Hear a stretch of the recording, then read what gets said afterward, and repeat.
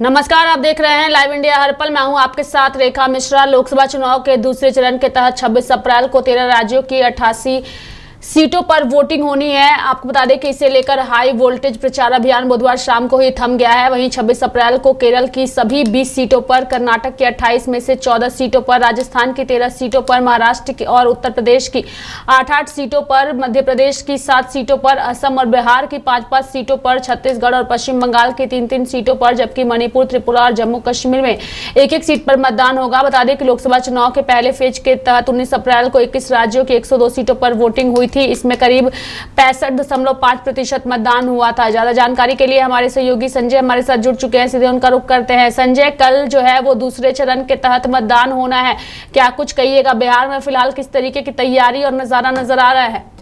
देखिए रेखा, जो है 78 सीटों पर 13 राज्यों में मतदान होने हैं कल, और दूसरे चरण का ये मतदान है। और काफ़ी मतदाता बिहार के जो 5 सीटों पर, लोकसभा के सीटों पर मतदान होने हैं, जिसमें बांका है, भागलपुर है, पूर्णिया है, कटिहार है, तमाम इन जगहों पर जो है मतदान होंगे, जिसकी तैयारी जोरों पर है। और चुनाव आयोग ने पूरी तैयारी कर ली है। सभी जगह पर फोर्सों की तैनाती की गई है। जगह जगह पर बैरिकेडिंग भी लगाए गए हैं, जहां पर ईवीएम की सुरक्षा की जाएगी जब मतदान होंगे, और ईवीएम को सुरक्षित जगहों पर जो रखा जाएगा।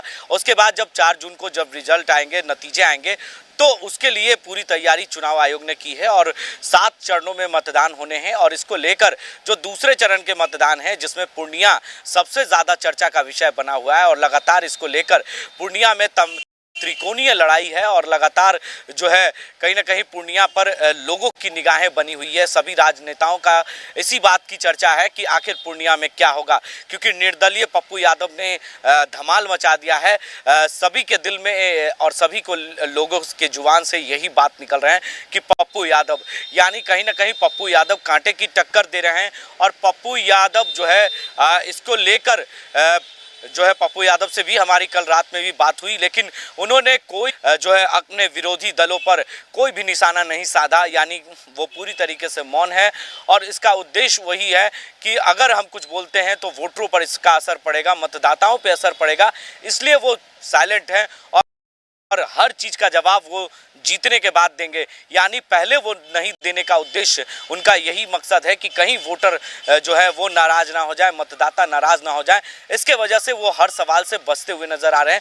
जो उनकी मुख्य समस्या है वो बदनाम कर रहे हैं जनता को, लेकिन कहीं ना कहीं जो विपक्ष के लोग हैं जो सवाल पूछ रहे हैं और कह रहे हैं, उस सवाल से वो बचते हुए नजर आ रहे हैं। किसी पर ना तो वो आरोप लगा रहे हैं और ना ही किसी पर हमला कर रहे हैं, यानी कहीं ना कहीं हर सवालों से बचते हुए पप्पू यादव नजर आ रहे हैं। लेकिन बीमा भादी ने हमारे सारे इंटरव्यू में खुलकर कहा कि वो चीजें नहीं होनी चाहिए पूर्णिया में, जो एक वक्त में लोगों ने देखा है। जो पूर्व सांसद पप्पू यादव के समय में जो स्थिति थी पूर्णिया की, उसका जिक्र उन्होंने कहा कि सियासत में लोग नहीं रहना चाहते, आतंक के माहौल में नहीं जीना चाहते हैं, और वो साए में नहीं जीना चाहते जो पूर्णिया को लोगों ने पहले देखा है। तो यानी कहीं ना कहीं उनका निशाना पप्पू यादव पर था, विपक्ष पर नहीं, सत्ता पक्ष पर नहीं, बल्कि जो है सीधे तौर पर पप्पू यादव पर था। वो खुलकर कह रही थी कि पप्पू यादव से डरने की ज़रूरत नहीं है।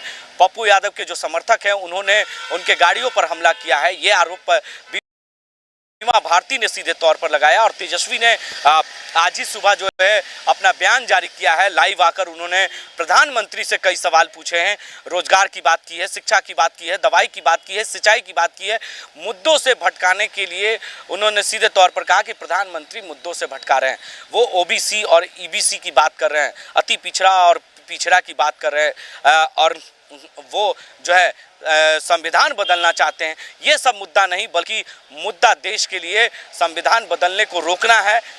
मुद्दा रोजगार की है, मुद्दा शिक्षा की है, दवाई की है, सिंचाई की है और स्वास्थ्य की है। यानी कहीं ना कहीं रेखा, इस चुनाव में जो लहर देखने को आपको 2014 और 19 वाला नहीं मिल रहा है। स्थानीय मुद्दा कहीं ना कहीं इस चुनाव में बन चुका है। लोकसभा के चुनाव में स्थानीय मुद्दा सबसे बड़ा हावी हो चुका है। अब सोच लीजिए कि पूर्णिया बल्कि इंडिया गठबंधन वर्सेस एनडीए था, लेकिन कहीं ना कहीं ये पप्पू वर्सेस इंडिया गठबंधन हो गया है। एनडीए गॉन है। एनडीए भले 400 पार का मिशन रख रहा है और संतोष कुशवाहा यहाँ से उम्मीदवार हैं एनडीए के जदयू से, तो कहीं ना कहीं उनके चर्चा कम हो रही है। ज़्यादा चर्चा पप्पू यादव की हो रही है और बीमा भारती हो रही है, और कह सकते हैं कि तीसरे नंबर पर जो है एनडीए के उम्मीदवार हैं। तो ये चर्चाएं बिहार में सत्येंद्र और पूजा भी जुड़ गए हैं। पहले पूजा के पास चलेंगे और जानने की कोशिश करेंगे कि दूसरे फेज के तहत कल जो है वो वोटिंग होनी है, इसको लेकर के वो क्या कुछ कहना चाहती हैं, और साथ ही आज वो इस वक्त लोहरदगा में मौजूद है जहां से कांग्रेस प्रत्याशी जो है वो थोड़ी देर में अपना नामांकन भी दाखिल करेंगे। तो क्या कुछ अपडेट है पूजा, अगर दूसरे चरण के मतदान को लेकर के कहा जाए तो? देखिए, एक वीडियो जो है रेखा पिछले दिनों काफी ज्यादा सोशल मीडिया पर सामने आ रहा था, जहां पर अगर हम लोग बात करेंगे तो ईवीएम के साथ एक मतलब उस वीडियो की हम लोग पुष्टि नहीं करते, लेकिन सोशल मीडिया पर एक वीडियो जो है रेखा काफी तेजी से वायरल हो रहा था, जहां पर निर्वाचन आयोग जब पहुंचती है वहां पर पदाधिकारी जब वहां पहुंचते हैं तो उनके द्वारा जब ईवीएम को चेक किया जाता है कि सभी बटन ठीक से काम कर रहे हैं या नहीं, जो पर्चा है वो निकल रहा है नहीं, क्योंकि जब ईवीएम में हम लोग वोट अपने डालते हैं तो एक पर्चा जो है वो निकलकर सामने आता है कि आखिर आपने किस लोगो पर या फिर किस सिंबल पर आपने मतदान किया है।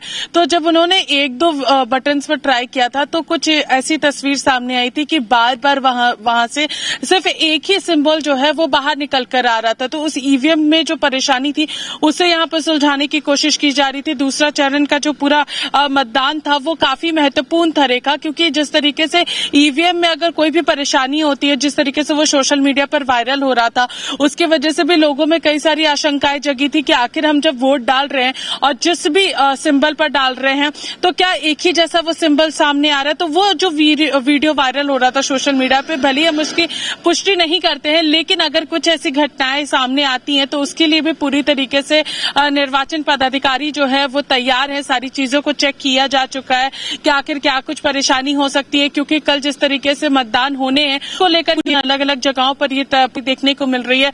और अगर हम लोग फिलहाल अगर बात करेंगे तो कल जिस तरीके से सुबह 7 बजे से ही जो मतदान की प्रक्रिया है वो शुरू हो जाएगी और लोग अपने घरों से बाहर निकलेंगे। और जैसे कि पहले चरण में देखने को मिला था, कई सारी जगहों पर वोटिंग परसेंटेज काफी ज्यादा जारी है कि ज्यादा से ज्यादा लोग जो है वो घरों से बाहर निकलकर मतदान करें, क्योंकि गर्मी भी उसी तरीके से और इस वजह से दोपहर का जो समय होता है रेखा, उस दौरान लोग जो है वो थोड़ा सा हिचकिचाते हैं इस गर्म हवा में बाहर निकलने के लिए। लू लगने के डर से भी कई सारे लोग जो है वो अपने घरों में ही दोपहर में रहते हैं। सुबह का जो समय होता है वो सबसे पीक टाइम होता है रेखा, जब लोग अपने घर से बाहर निकलते हैं। और 12 बजे से लेकर अगर हम लोग 3 बजे तक की बात करें तो एक चिलचिलाती धूप जो है वो लोगों को यहाँ पर मिलती है। इस वजह से उस समय का जो दौर होता है वोटिंग का वो सबसे ज्यादा कम होता है, लेकिन उसके बाद का जो समय बचा हुआ रहता है उस समय जो 3 बजे से लेकर कहीं पर 3 बजे तक वोटिंग की प्रक्रिया होती है, कहीं पर 4 बजे, कहीं 5 बजे तो कहीं 6 बजे तक की प्रक्रिया जो है वो हम लोगों को देखने को मिलती है। नक्सल प्रभावित हैं, सारे जगह का टाइम जो है रहता है, लेकिन बाकी अन्य जगहों पर सामान्य रूप से वो तस्वीर हम लोगों को देखने को मिलती है। रेखा, जिस तरीके से आपने कहा कि अभी फिलहाल हम अभी लोहरदगा में मौजूद हैं। लोहरदगा भले ही एक लोकसभा सीट है, लेकिन एक चीज सबसे गौर करने वाली है रेखा कि काफी लंबे समय से लोहरदगा की जो भी चीजें हो, चाहे अगर नामांकन करना हो, काउंटिंग करना हो, लोगों को 50 किलोमीटर दूर आना पड़ता है।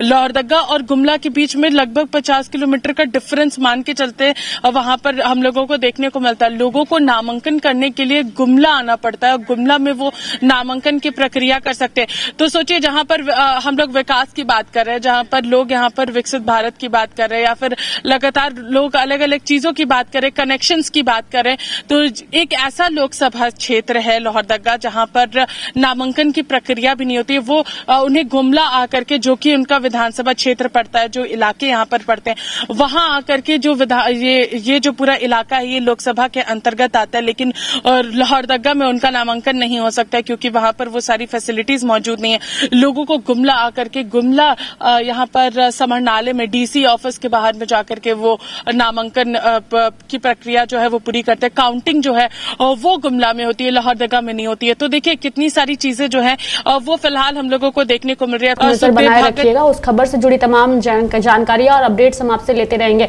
हमारे साथ लखनऊ से सत्येंद्र हमारे सहयोगी जुड़ चुके हैं और उनसे हम यही जानने की कोशिश करेंगे। मैं पूजा आपका धन्यवाद चाहूंगी हमारे साथ इस कार्यक्रम में जुड़ने के लिए। साथ ही संजय भी हमारे साथ जुड़े हुए हैं। संजय, आपका भी धन्यवाद हमारे साथ इस कार्यक्रम में जुड़ने के लिए।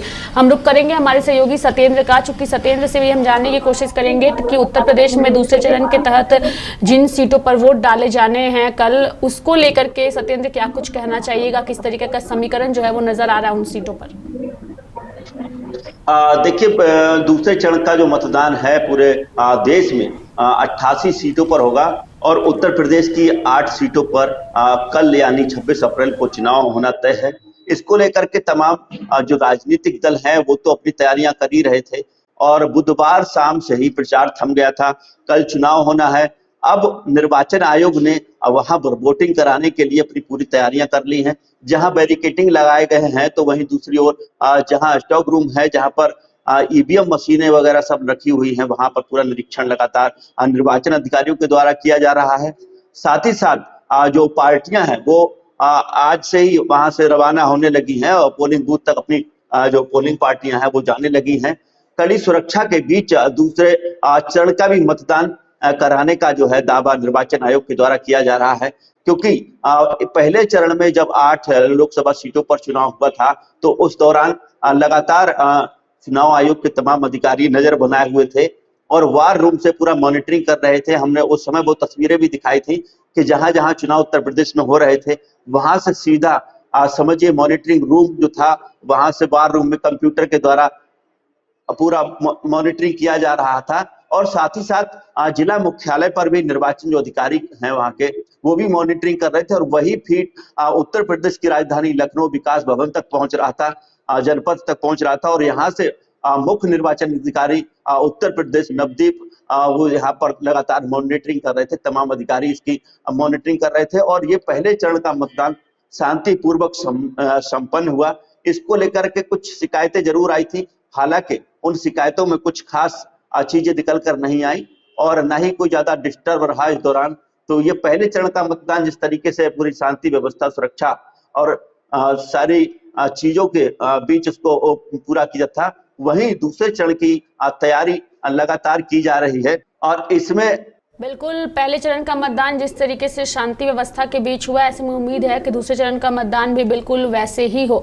धन्यवाद सत्येंद्र हमारे साथ जुड़ने के लिए और तमाम जानकारियां देने के लिए। तो दूसरे चरण के तहत कल जो है वो वोटिंग होनी है और ऐसे में प्रशासन की ओर से सुरक्षा के पुख्ता इंतजाम किए गए हैं। कई प्रत्याशी हैं जिनके भाग्य का फैसला कल जो है वो ईवीएम में कैद होने वाला है। ऐसे में सभी की प्रतिष्ठा जो है वो दांव पर लगी है। बुलेटिन में यहाँ वक्त हो चला है एक छोटे से ब्रेक का। ब्रेक के बाद जल्द हाजिर होंगे।